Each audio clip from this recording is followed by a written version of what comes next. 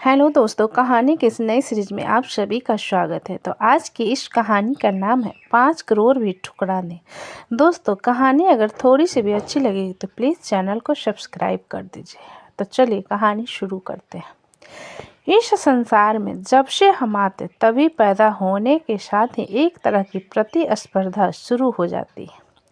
यह दौर, यह प्रतिस्पर्धा जीवन भर आखिरी सांस तक चलती है। इन सब के बीच ईश्वर ने जो हमें बहुमूल्य जीवन दिया है उसका मोल हम नहीं समझ पाते। राहुल एक 25 वर्ष का युवा है। इतना युवा होकर भी अभी से वो निराश हो गया था। उसे लगने लगा था कि वो जीवन में कुछ नहीं कर पाएगा। उसके साथ के दोस्त अच्छी नौकरी करके सेटल हो गए थे। राहुल की एक छोटी सी जॉब थी, वो भी छूट गई थी। राहुल अब एक नई जॉब की तलाश में भटक रहा था। हमेशा वह निराशा में मन ही मन ईश्वर से शिकायत कहता उसने किसी का बुरा नहीं किया, ना ही चाहा, फिर भी उसके साथ यह हुआ। वो परेशान है, भटक रहा है। जॉब के लिए वो लोकल बस में सफ़र करता था। चेहरे पर निराशा ही रहती थी, ना अच्छे से किसी से बात करता। यूँ तो बस में कई लोग जाते थे, लेकिन एक विशेष इंसान उस बस में रहता था जो सभी का ध्यान अपनी ओर आकर्षित करता था। वो युवक लगभग 35 की उम्र का था। वो व्यक्ति रोज विंडो सीट पर बैठता था और अगर इसे विंडो सीट नहीं मिलती तो वो जो भी विंडो पर बैठा रहता उससे रिक्वेस्ट करता कि उसे विंडो पर बैठना है। व्यक्ति बड़ा अजीब था। रंग बिरंगे कपड़े पहनता था, हाथ में 7 कलर के बैंड पहने था, बस में बड़े जोश में रहता था। उसकी आंखें बाहर खिड़की में ही देखती रहती थी और कभी-कभी तो देखते देखते वो खुश होकर अपनी सीट से उछलता भी। बस में कोई उससे खुश होता तो किसी को परेशानी भी होती, लेकिन उसे कोई फर्क नहीं पड़ता। वो हमेशा खुश रहता। सभी ने उसका नाम रंगीला रख दिया। एक दिन वो बस में चढ़ा तो राहुल को उसने रिक्वेस्ट की, उसे खिड़की पर बैठने दे। राहुल उसे इतने दिनों से देख रहा था, इसलिए वो उसकी आदत जानता था कि वो हमेशा किसी न किसी से रिक्वेस्ट करता है। राहुल 2 सीटर पर बैठा था। राहुल ने उसे विंडो सीट दे दी और खुद उसके पास वाली सीट पर बैठ गया। राहुल उसकी एनर्जी से प्रभावित होने लगा। उसको हंसता देख निराश रहने वाले राहुल के चेहरे पर भी हंसी आ गई। उसकी अजीब हरकतें, अपने आप में ही कुछ बोलते रहना, यह राहुल को अच्छा लगा। उसके इस तरह के स्वभाव के कारण राहुल का उससे बात करने का मन किया। राहुल ने उसको पूछ लिया, तुम क्या करते हो? वो बोला, अभी मैं कुछ नहीं करता। राहुल को थोड़ा अजीब लगा। राहुल ने बोला, क्या मतलब कुछ नहीं करते, कुछ काम नहीं करते?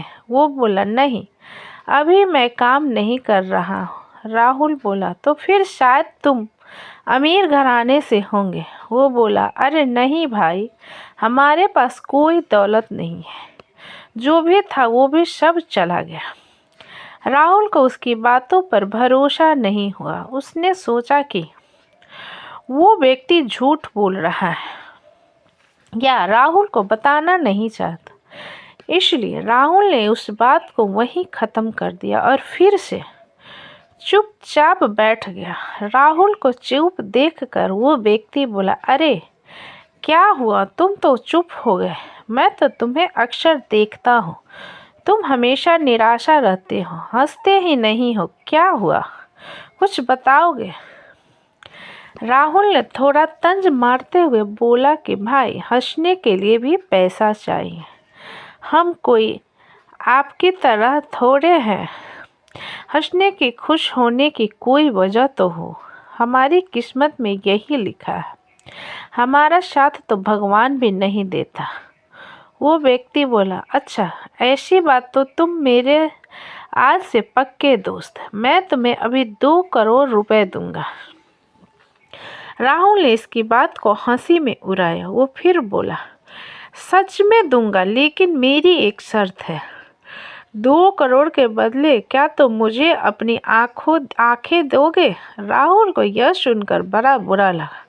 बोला, क्या बकते हो, पागल हो क्या? वो फिर बोला, अच्छा चलो 5 करोड़ अब दोगे? राहुल ने कहा कि अब तुमने बकवास की तो मैं यहाँ से चला जाऊँगा। वो व्यक्ति बोला, अरे भाई बुरा मत मानो, समझो तुम 5 करोड़ थे क्या कितने भी पैसों में अपनी आंखें किसी को नहीं दोगे। मतलब तुम्हारी आंखों का कोई मोल नहीं है, यह अनमोल है और ईश्वर ने यह तुम्हें ऐसे ही दी है। ना सिर्फ आंखें बल्कि तुम्हारे हर चीज़ अनमोल है। तो बताओ फिर तुम गरीब कैसे हुए? राहुल अब व्यक्ति की बात को सुनने लगा। उस व्यक्ति ने बोला, सोचो अगर तुम्हारी आंखें नहीं होती, तुम कुछ देख नहीं सकते तो क्या करते? राहुल बोला, मैं कैसे भी करके अपनी आंखें मांगता। व्यक्ति बोला, ईश्वर ने तुम्हें सब कुछ दिया, उसका धन्यवाद करो। मैं भी तुम्हारी तरह ही सोचता था। फिर आज से 7 साल पहले एक बीमारी की वजह से मेरी आंखें चली नहीं रही। बस मुझे तब एहसास हुआ कि मेरे पास इतनी अनमोल चीज़ थी जो उसने दी थी और मैंने उसकी कद्र नहीं की।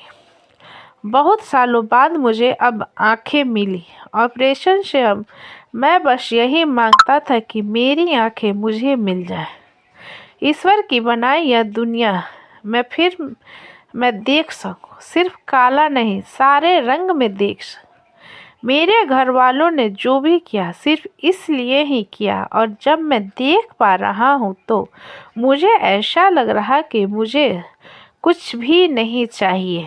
तुम्हें उसने सब दिया है तो तुम्हें उनकी कद्र करना ही है। जो मिला उसकी कद्र इंसान करता नहीं है। देखो कितनी खूबसूरत दुनिया है और तुम इसे देख सकते हो।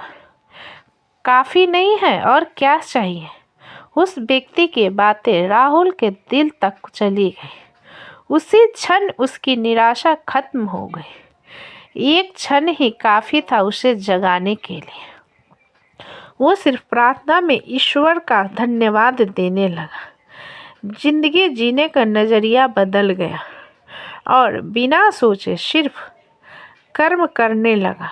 तो दोस्तों आपको यह कहानी कैसी लगी हमें कमेंट करके ज़रूर बताएं। अच्छी लगी है तो प्लीज़ चैनल को लाइक करें, सब्सक्राइब करें एंड शेयर करें। दोस्तों अगर कहानी अच्छी लगी है तो प्लीज़ चैनल को सब्सक्राइब करें, हमें अपना सपोर्ट करें। अपना कीमती समय देने के लिए धन्यवाद।